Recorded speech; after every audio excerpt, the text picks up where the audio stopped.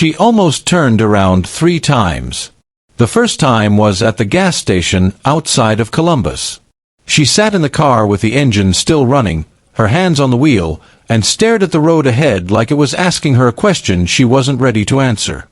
The second time was somewhere on Route 40, when the fields started looking familiar. Not the fields themselves, but the feeling of them. That particular flatness. That particular sky. The way the horizon out here sits lower than anywhere else in the world, like even the earth is holding something down. The third time was when she saw the first Millhaven road sign. 12 miles. She pulled over. Sat there for 4 minutes and 30 seconds. She knows because she watched the clock. When you've spent 42 years trying not to think about a place, 12 miles feels like standing at the edge of something you can't take back. She was 70 years old. Her name was Belley. And she had not been back to Millhaven since the morning in February 1982 when she packed one suitcase. One, because that was all she had time for, walked out the front door of her childhood home, and did not look back. Not because she didn't want to. Because she was afraid that if she looked back, she wouldn't be able to leave. And leaving, she had been told, was the only option she had. She never understood why. Not really. Not fully. She'd built a life, of course. You do. You have to. Cincinnati. A job in a school library for 31 years. A small apartment with good light. A cat named Gerald who had died 4 years ago and whose absence she still felt every single morning. A life that was quiet and decent and real. But there had always been something unfinished. Something left sitting on the stove with the burner still on. Something she could feel from 1,000 miles away, all those years, without ever being able to name it. 3 weeks ago, an envelope arrived. No return address. Millhaven postmark. Inside, just a single folded piece of paper with her old address on Fenner Road written in handwriting she couldn't quite place. Nothing else. No explanation. No signature. Just the address. And somehow, impossibly, that was enough. She put the envelope in her passenger seat, booked 3 weeks off from the retirement committee she volunteered for on Tuesdays, and started driving. Now, 12 miles away, she sat on the shoulder of a road that smelled like wet grass and something older. Something underneath the grass. Something that had been waiting. She pulled back onto the road. Her hands were steady. She was surprised by that. The trees began to close in on both sides. Then they opened. And there it was. The sign. Welcome to Millhaven, a place worth coming home to. She hadn't expected that last part. A place worth coming home to. She laughed, one sharp, broken sound, and then her eyes filled with tears so fast she had to pull over again. Because for 42 years, she had believed the opposite. That this place had decided she was not worth keeping. And now here she was. Back at the beginning. 70 years old, one unopened mystery in the passenger seat, and a house on Fenner Road that someone had kept alive for her while she was gone. She wiped her eyes. She put the car in drive. Okay, Millhaven, she thought. Let's finish this. The car moved slowly down Main Street. Not because of traffic. There was no traffic. Millhaven was never that kind of town. She moved slowly because she couldn't help it. Because every single storefront, every cracked sidewalk square, every street lamp that leaned just slightly to the left, all of it was hitting her in waves. Like standing in the ocean and getting knocked down before you can catch your breath from the last one. The diner was still there. Different sign. Same crooked window in the front, the one that had never quite fit the frame, the one that let in a thin whistle of wind every winter that the owner, old Mr. Patton, always said he'd fix and never did. She wondered if Mr. Patton was still alive. She wondered if anyone had ever fixed that window. Somehow she doubted it. The pharmacy was gone. Yoga studio now. She almost smiled at that. The hardware store, where she'd bought paint for her bedroom at 19, a dark blue that her mother called ridiculous and she called perfect, was a bakery. And the smell coming out of it stopped her completely. Warm bread. Brown sugar. Cinnamon, underneath it all. She stood on the sidewalk and just breathed it in. And for one terrible, beautiful second she was 22 years old again, standing in her mother's kitchen on a Sunday morning, flour on her hands, the radio playing something soft, the world outside still half asleep. Then a car passed behind her and she was 70 again. Standing on a sidewalk. Alone. She kept walking. She told herself she was just getting a feel for the town before heading to Fenner Road. That was true. But there was something else too. She wasn't ready yet. For the house. For whatever was waiting there. She needed these streets first. Needed to let Millhaven come back to her slowly, in pieces, before she faced the thing she'd actually come back for. The woman was on the corner of Main and Birch. Silver-haired. Maybe 65. Watering the flower boxes on her porch, railing with a green plastic can. The slow and careful way that people water things when they have time and they love what they're tending. She looked up when Belley passed.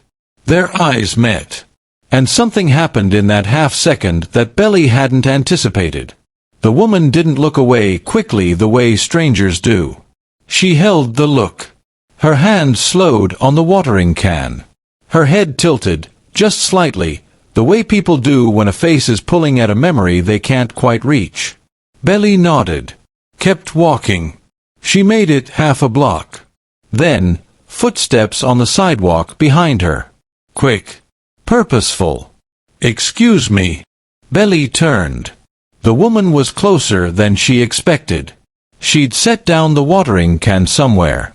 Her hands were empty now, and she held them slightly in front of her, the way people do when they're approaching something fragile and they want you to know they mean no harm. Her eyes moved slowly over Belley's face. Taking inventory. Searching. "I'm sorry to stop you," she said. Her voice was careful. Quiet. The voice of someone choosing each word like it mattered. I had to ask." A pause. The kind of pause that has weight in it. "Are you?" She stopped. Pressed her lips together for a moment. Then, softer. "Are you Belley?" And the way she said it. Not the way you say a name when you're guessing. The way you say a name when you've said it before. Privately. Maybe many times. The way you say something you thought you'd never get to say out loud. Belley's chest tightened. "I am," she said. The woman exhaled, a long, slow breath, like something had finally been allowed to release. "I thought so," she whispered. "I thought so." She didn't explain. Not yet. She just stood there on that Millhaven sidewalk, looking at Belley the way people look at things they were told were gone forever. And right then, Belley understood something she hadn't when she pulled into town. She had come back thinking she was the one returning. But this woman's face was telling her something different. Something had been waiting here. Not just the house. Her. Fenner Road hadn't changed. That was the first thing she noticed. Not the house, the road itself. The way it curved gently to the left just before number 14. The way the oak trees on both sides had grown so tall over the decades that their branches now touched in the middle, making a tunnel of sorts. A canopy. Like the road itself was sheltered. Protected. She had ridden her bicycle down this road 1,000 times. She could still feel it in her hands. The handlebars. The way you had to lean into that curve or you'd drift toward the ditch on the right side. Her brother Robert had learned that the hard way at age 9. Came home with gravel in his knee and mud on his face and somehow still laughing. Robert. She pushed the memory down. Not yet. She parked at the end of the driveway and didn't get out immediately. From the car, she could already see that something was wrong with the picture she'd been carrying in her head for 42 years. The picture she'd built from absence. The one where the house sat gray and sagging, windows dark, the garden long since swallowed by weeds and time and neglect. That picture was completely wrong. The garden was blooming. She got out of the car slowly, one hand still on the door, because her legs weren't entirely sure they wanted to hold her up right now. The roses along the front fence, pale yellow, her mother's roses, planted in the spring of 1971 when Belley was 15 and had helped dig the holes, were alive. Full. The blooms were open wide in the afternoon light, the color of old butter, the color of something that should not still exist and yet did. The porch steps had been repainted. Recently. The gray was still bright, barely weathered. The window boxes. Her father had built those window boxes the summer before everything fell apart. One of the last good things he'd done with his hands, had fresh flowers in them. Purple petunias, she thought. Planted this season. Belley stood at the gate. She stood there for a long time. The math of it kept turning over in her mind. 42 years. No tenants. No sale. She'd checked, spent 2 evenings on the phone with the county records office before making this trip, half expecting to find out the house had been sold decades ago and she was driving toward nothing. But no. Still in her name. Somehow. Still listed, still taxed. She didn't even know who had been paying the taxes, and that question alone was enough to make her head swim. And yet here it stood. Alive. Tended. Loved, even. Who? She pushed the gate open. It moved smoothly, no creak, no resistance, the hinges recently oiled. That small detail hit her harder than the roses. Because the roses were beautiful and beauty could be explained. But someone oiling a gate hinge, that was practical. That was a person thinking about the small things. Thinking about them the way you only do when you care. When you intend to keep caring. She walked up the path slowly. Knelt at the base of the rose bushes. Pressed 2 fingers into the soil. Damp. Recently watered. Within the last day or 2. She stood and moved to the porch. Ran her hand along the railing. Solid, no rot. Looked at the front door. The paint was 3 or 4 years old at most. And then she saw it. Low on the doorframe. Right side. Near the bottom, just above the threshold. A small notch. Cut into the wood. Rough edges, the kind a child makes with a penknife when they're 7 years old and have just discovered that wood is softer than they expected. She had made that mark herself. August 1963. She'd been measuring her height and had pressed too hard, and the knife slipped and made a jagged little cut that was nothing like a proper line, and her mother had been quietly furious. Someone had painted around it. Carefully. Deliberately. The brush strokes changed direction right at the edges of that notch, navigating around it with the kind of precision that only comes from intention. From not wanting to erase something small. From understanding that small things, sometimes, are the most important things to preserve. Her throat tightened. She stepped back from the door. Looked at the house, the whole face of it. The roses, the painted steps, the fresh flowers, the oiled gate, the careful brush strokes around a child's penknife mark from 1963. This wasn't maintenance. This was memory. Someone had been keeping this house the way you keep a promise. Quietly. Without recognition. Without being asked. She reached into her coat pocket. Felt the envelope, still unopened. The one that had brought her here. Her fingers closed around it. Whoever had tended this garden, oiled this gate, painted around that little notch in the wood, they knew her. Not just the house. Her. And they had never once, in 42 years, knocked on a door or picked up a phone or written a single word to tell her. Until now. The question that rose inside her wasn't angry. It was something deeper than anger. Why now? Why, after all this time, why now? The roses offered nothing. The house stood quiet. And somewhere in Millhaven, the person who knew the answer was waiting to see what she would do next. Small towns don't forget. That's the thing people misunderstand about them. They think small towns are simple, slow. that the gossip fades and the memories soften and eventually everything just settles into the ground like old rain. But that's not how it works. Small towns remember everything. They just learn, over time, to remember quietly. By the second morning, Belley could feel it. The awareness moving through Millhaven like a current under still water. She'd gone to the diner for coffee, the same corner booth she'd sat in at 17, doing homework while her mother ran errands, and she felt the room shift when she walked in. Not dramatically. Nothing so obvious as staring. Just a slight change in the air. Conversations that found natural endings a little sooner than they might have otherwise. Eyes that moved to her and then away with just a half-second too much intention. They knew she was back. Of course they did. The waitress, young, maybe 25, sweet in the way that people are sweet when they haven't been hurt enough yet to know better, smiled and took her order and said she loved Belley's coat. Genuine. Uncomplicated. But when Belley asked, casually, carefully, whether she knew anything about the house on Fenner Road, who might have been looking after it, whether anyone in town might know, the girl's smile stayed exactly the same size. Which was its own kind of answer. I wouldn't really know about that, she said. I haven't been here that long. From the kitchen, the sound of movement stopped. Just for a moment. Then started again. Belley drank her coffee and said nothing. Dora found her that afternoon. She was the one who had been 2 years behind Belley at Millhaven High. Shorter now, softer, with reading glasses pushed up on her head, and the particular walk of a woman who had spent decades being the person others came to with their problems. She slid into the booth across from Belley without asking, which was exactly right, somehow, and folded her hands on the table.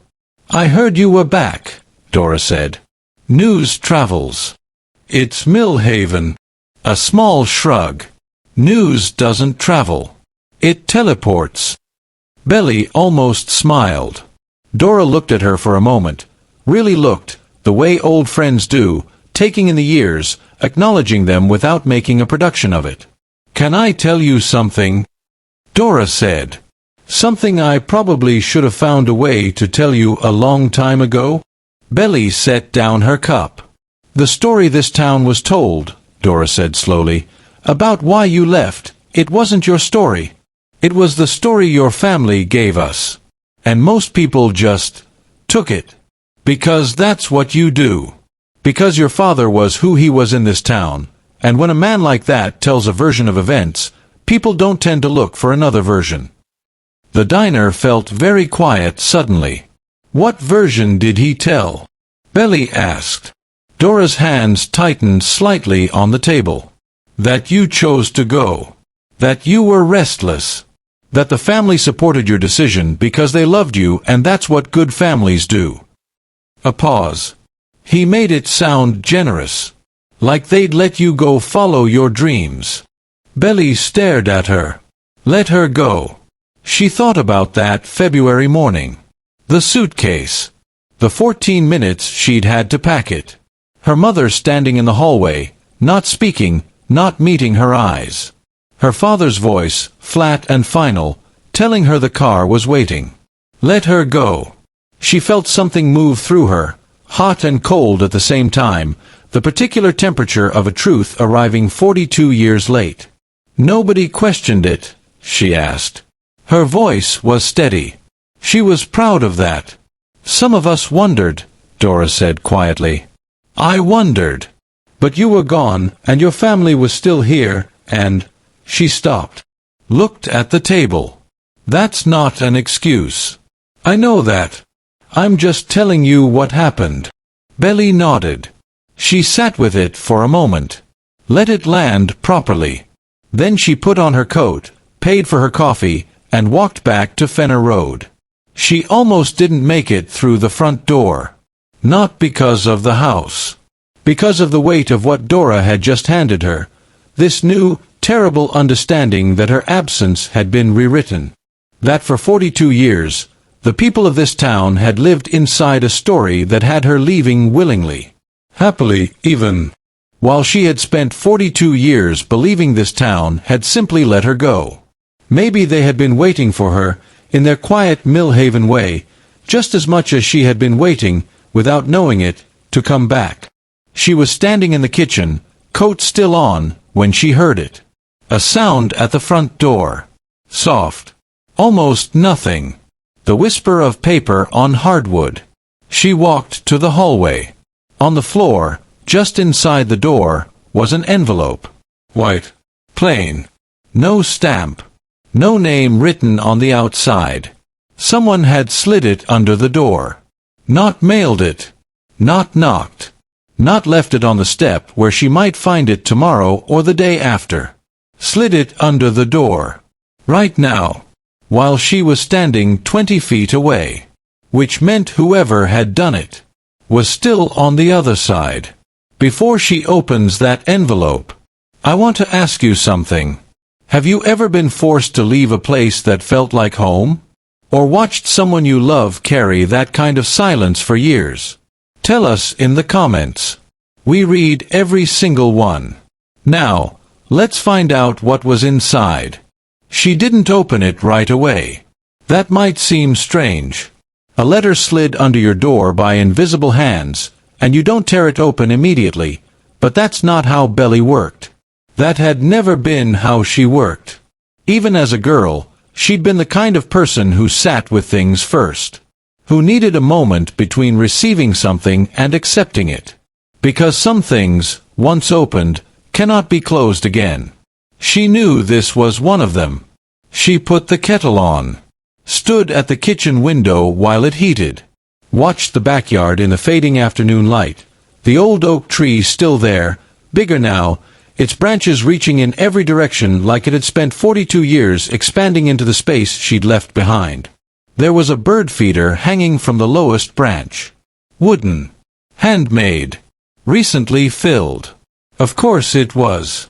The kettle whistled. She made her tea. Sat down on the kitchen floor, not a chair, not the couch, the floor, back against the cabinet under the sink, knees bent, cup warming both hands. The way she used to sit at 22 when the world felt too large and the floor felt like the only honest surface in the house. Then she picked up the envelope. Opened it.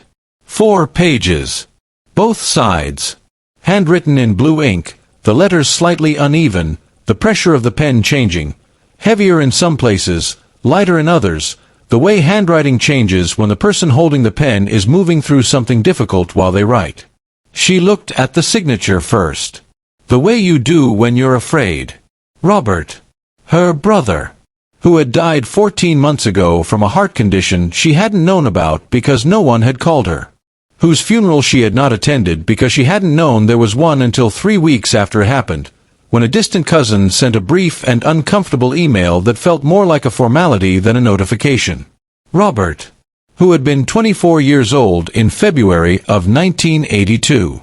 Who had stood in the hallway of their parents' house on the morning she left and said absolutely nothing. She had never forgiven him for that silence. She hadn't realized, until this moment, how much of her life she had quietly organized around that unforgiven thing. She started reading.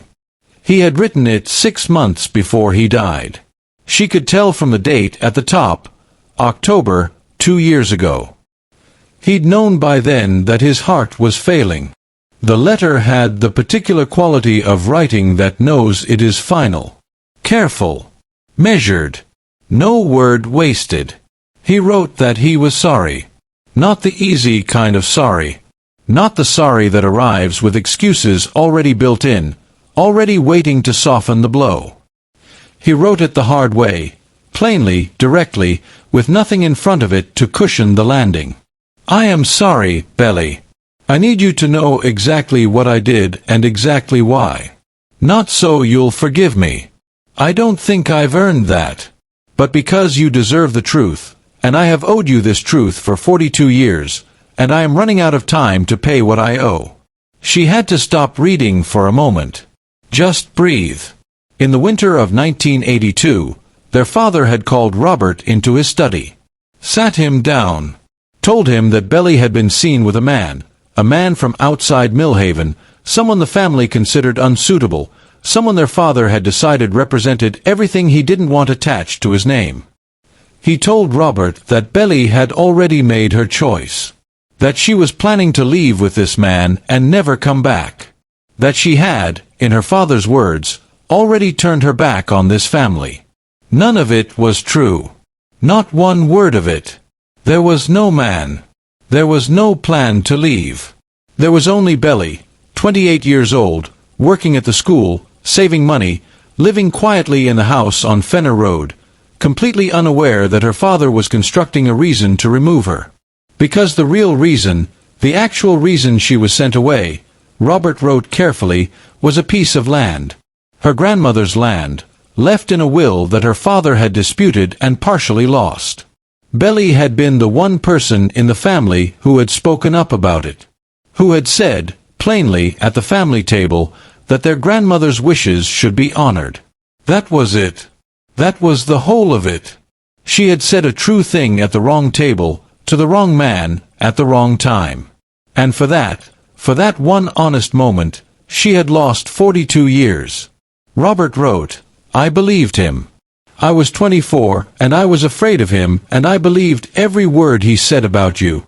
And when they put you in that car, I stood in the hallway and I said nothing. I have stood in that hallway every single day since. I have never left it. Not really. And then, at the bottom of the third page, in handwriting that had gone slightly unsteady, like the pen hand needed a moment to gather itself. I have been taking care of your house since 1985. Every spring I come. Every summer. I planted the roses back when the originals died.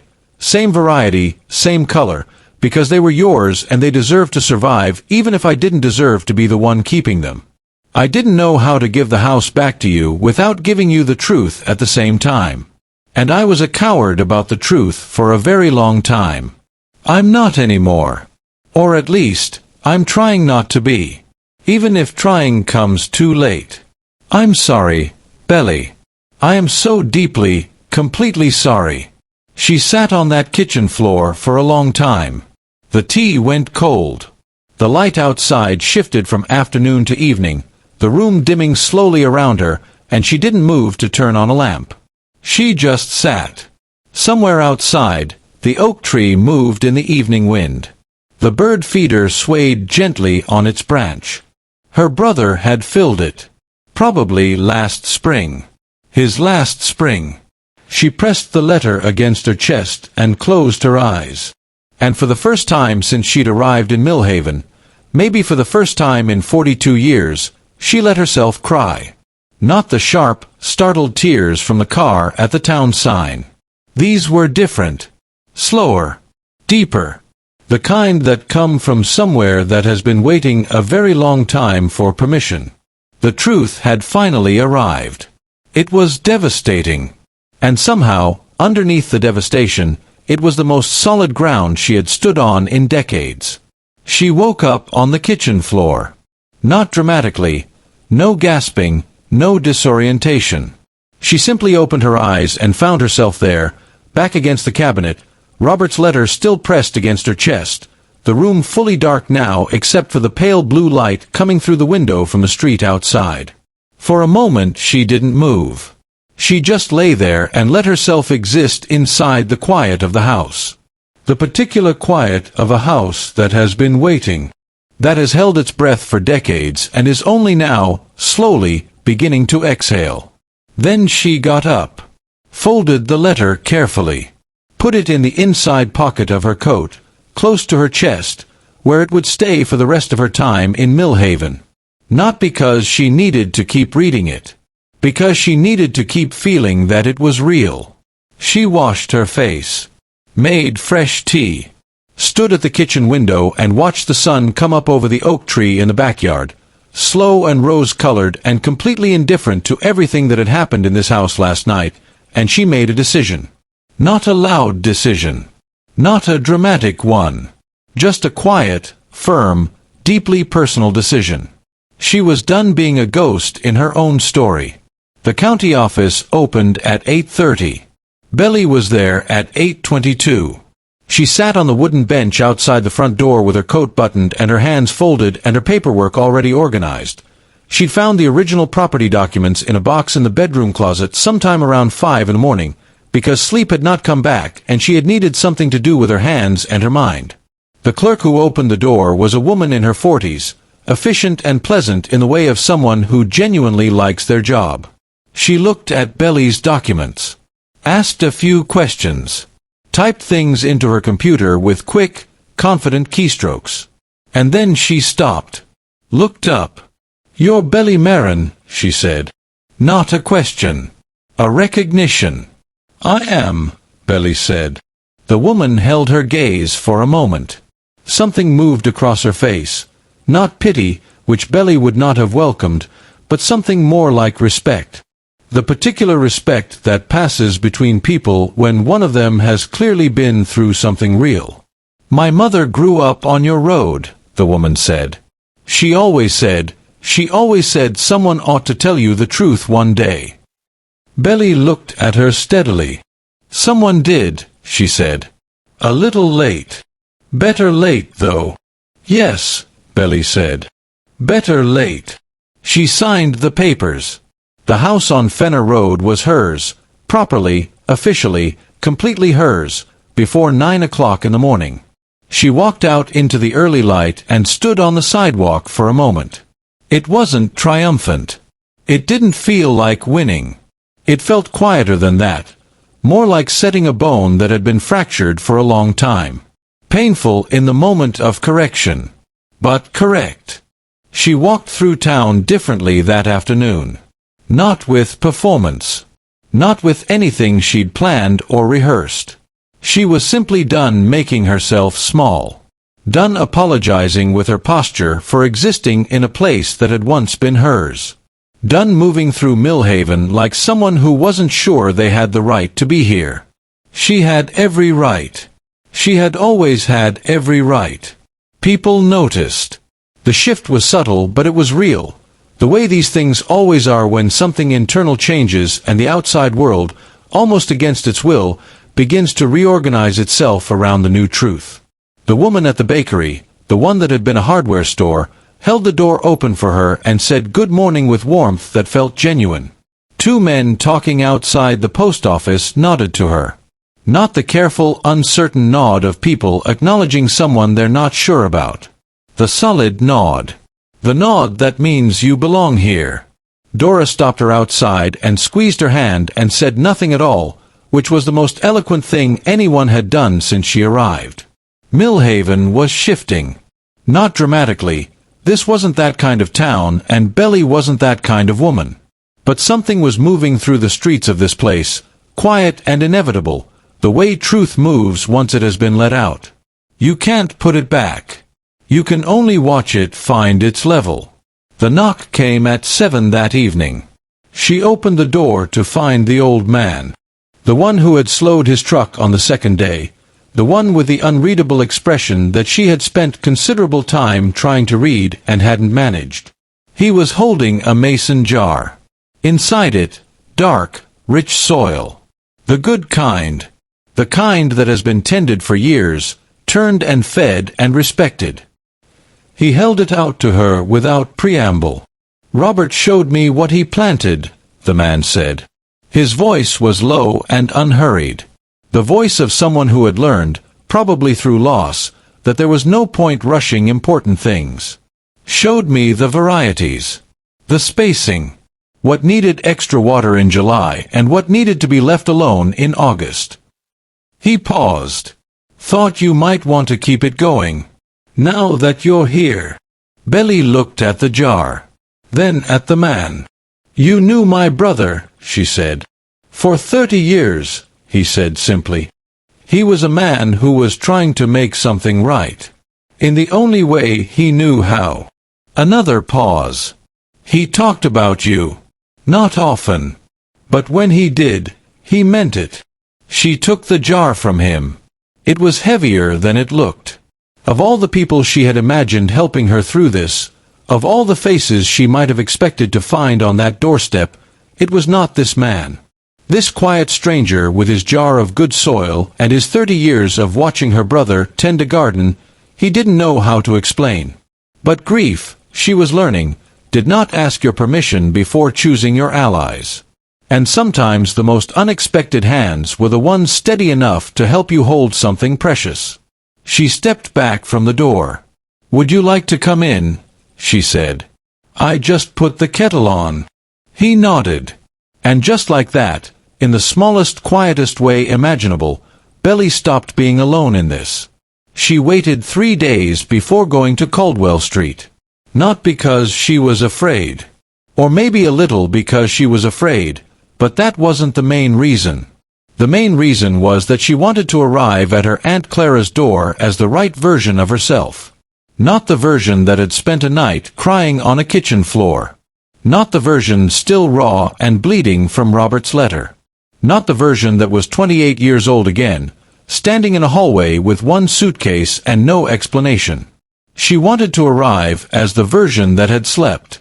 That had eaten breakfast. That had knelt in the garden that morning and pressed her hands into the soil and felt something solid underneath her. The version that knew the truth and had decided what to do with it. So she waited 3 days. She spent those days quietly. Mornings in the garden with Franklin, the old man with the mason jar, whose last name she now knew was Holt, who had been Robert's closest friend for 30 years, and who turned out to be the kind of person who communicated primarily through actions rather than words, which suited her perfectly. He showed her how Robert had organized the planting. Which roses needed cutting back. Where he had put new bulbs in last autumn that would come up in spring. She learned her brother through his garden. That was a particular kind of grief. The kind that arrives mixed with something almost like gratitude, which makes it harder to name and harder to carry and somehow, strangely, easier to bear. Afternoons she walked. Through town. Along the roads she'd known at 20 and hadn't seen since. The elementary school, smaller than memory. The church with a broken weather vane that had been broken since 1978 and apparently intended to stay that way. The pond at the edge of town where she and Robert had caught nothing all summer when she was 12 and he was 10, and they hadn't cared even slightly. She let Millhaven come back to her in full. Let herself want it back. Stopped punishing herself for wanting it. And on the third morning she put on her good coat. The dark one. And she walked to Caldwell Street. Clara's house was the largest on the street. It had always been. Even when Belley was a child, there had been something about the Caldwell Street house that felt like a statement. The wide porch, the tall windows, the garden that was always perfect in a way that felt less like love and more like management. Like something being controlled rather than tended. She rang the bell. Footsteps inside, slow but steady. The door opened. Clara was 84 now. She had shrunk the way some people shrink with age, not collapsing inward, but condensing. Like the years had pressed her down into something more concentrated. Her hair was fully white, pulled back. Her eyes, behind wire-rimmed glasses, were sharp, alert. When she saw Belley standing on her porch, something moved across her face. Not surprise. That was the thing that Belley noticed immediately and would think about for a long time afterward. Not surprise. Clara had known this visit was coming. Maybe she had known it for 42 years. Maybe, in some private part of herself, she had been waiting for it since the morning Belley had been put in that car. "Come in," she said. 2 words. Flat and quiet and heavy with everything they weren't saying. They sat in the front room. High-backed chairs. A low table between them with nothing on it. Late morning light coming through the tall windows, falling in long pale rectangles across the floor. Belley didn't rush. She had learned something, in these past days in Millhaven, that silence was not the enemy she'd always treated it as. That silence, used correctly, had weight and purpose. That sometimes the most powerful thing you could do was simply sit across from someone and let the truth fill the room at its own pace. So she sat. And Clara sat. And the room filled. Finally, Belley spoke. "You knew," she said. "When they sent me away." You knew what my father told Robert wasn't true. She didn't say it as an accusation, just as a fact. A fact she was placing on the table between them, carefully, like something that deserved to be handled with both hands. Clara looked at her for a long moment. Her hands were folded in her lap. Very still. The hands of a woman who had spent a lifetime keeping things contained. "I knew," she said. 2 words again. But these 2 words were entirely different from the first 2. These arrived differently, heavier, lower, with the particular quality of something that has been held underwater for a very long time and has finally been allowed to surface. Belley waited. "Why?" she asked. Simply. Without decoration. Clara looked down at her folded hands. A long pause. Long enough that Belley began to wonder if an answer was coming at all. Then, "Because your father asked me to let it be." Her voice was even. Careful. The voice of someone delivering a testimony they have rehearsed many times in private. "And I was afraid of him, Belley. I was afraid of that man my entire life. From the time we were children. He had a way of making you feel that disagreeing with him was the most dangerous thing you could do." A breath. "And so when he asked me to be silent, I was silent. Because that was what I had always done. What I had always known how to do." She looked up. Her eyes behind the glasses were dry. Belley noticed that. Past a certain depth of regret, maybe, the tears had long since been used up. What was left was just the thing itself. Bare and unadorned. "And then he was gone," Clara continued, "and I told myself it was too late. That finding you would only reopen things. That you had built a life, and disturbing it would be cruel." A pause that had something almost like shame in it. That was a convenient thing to believe. I was aware, even then, that it was convenient. She stopped. The room was very quiet. "There is no good reason," Clara said finally, "for any of it. Only a very long list of bad ones. And I am old enough now to know the difference."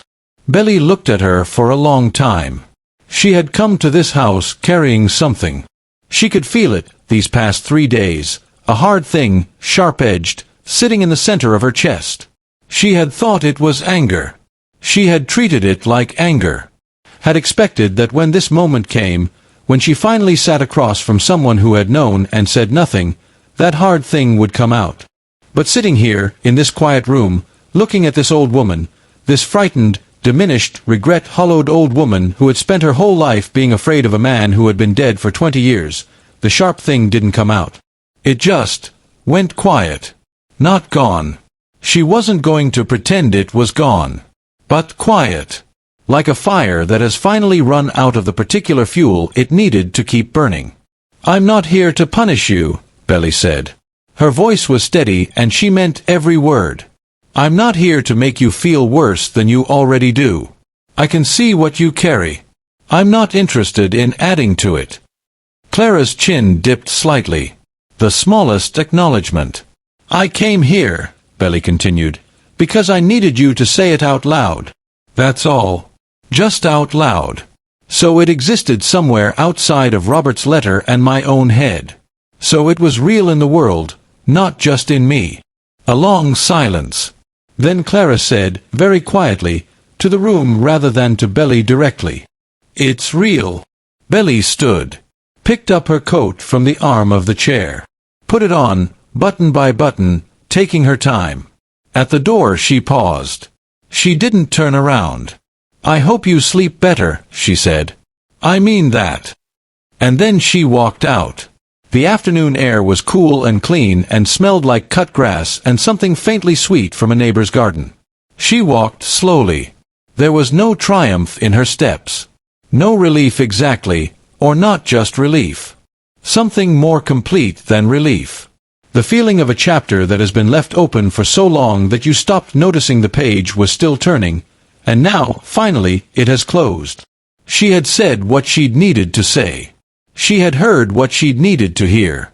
And somewhere between entering that house and leaving it, somewhere in that quiet room with its long pale rectangles of light on the floor, 42 years of something she had carried without knowing she was carrying it, had finally, gently, been set down.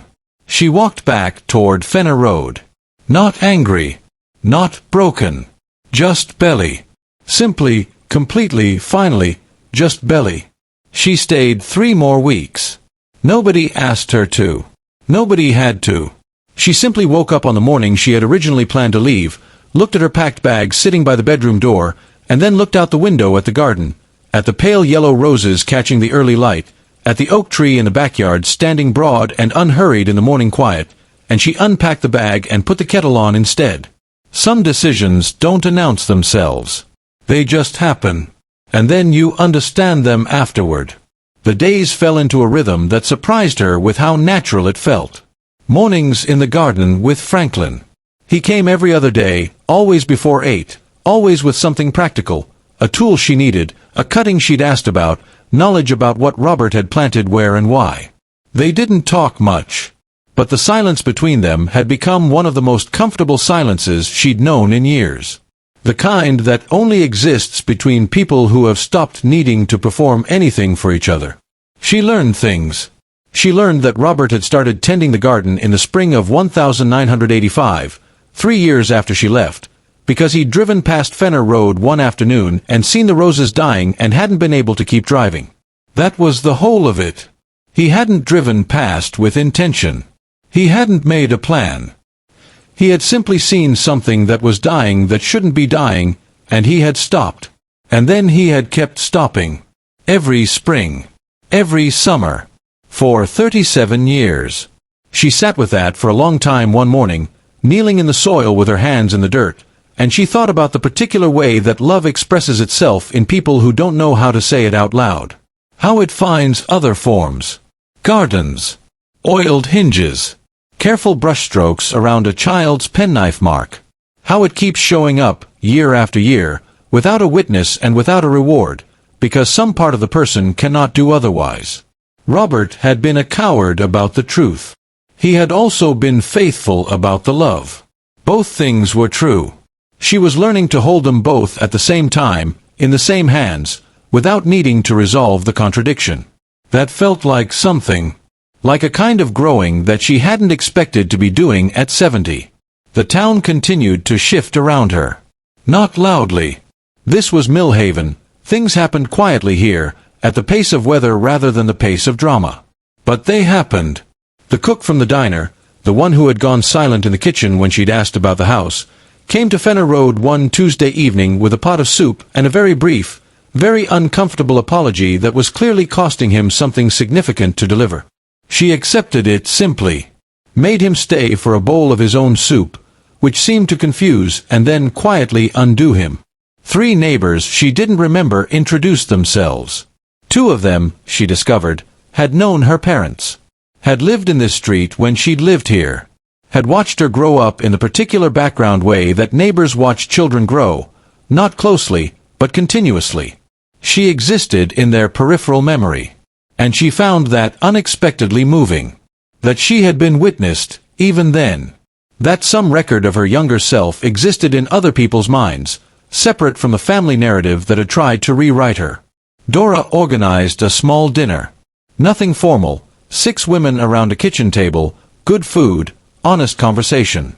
2 of them had their own versions of Millhaven stories. Quiet devastations of their own. Things done to them by families or circumstances or the particular cruelty of small towns that decided they knew who you were before you'd had a chance to find out yourself. They talked until midnight. She drove home through empty streets feeling something she hadn't felt in so long she'd almost forgotten it had a name. Belonging. Not the belonging of having nowhere else to go. The belonging of having chosen. Of being somewhere because you wanted to be there, because something in you recognized something in the place, because home, real home, was never really about geography at all. It was about being known. And being willing, finally, to be known. On her last morning, the real last morning, the one she had decided on and meant, she rose before dawn. Made tea. Carried it outside. Sat on the porch step in the dark with the cup warming both hands and waited for the light to come. It came slowly. The way it always does. Not all at once, but in increments. First just a lightening of the black to something closer to blue. Then the shapes of things emerging from the darkness, the gate, the fence, the rose bushes, the road beyond. Then color.